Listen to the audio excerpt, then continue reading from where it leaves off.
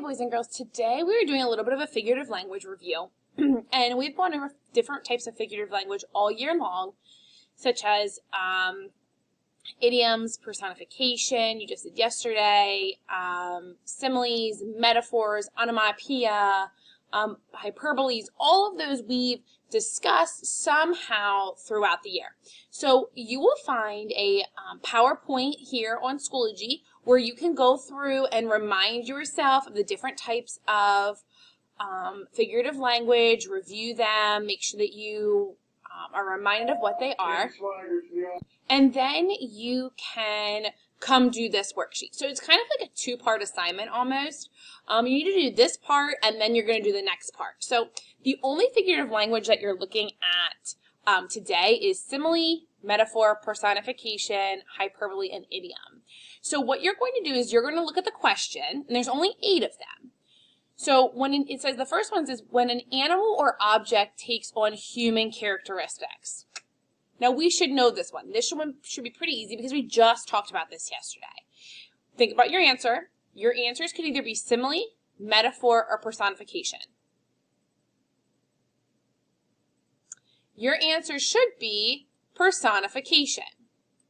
So you would circle personification.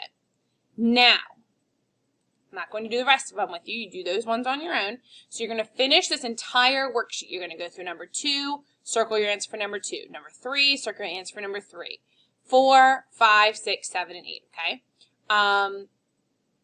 Then you are going to move to the next page.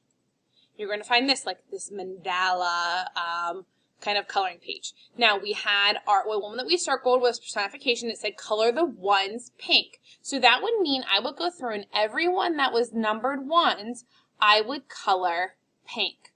So that means all of those number ones should be colored pink. You would go back here, figure out which one you're going to answer for number 2, and all the 2s would be whatever one you circled. Okay?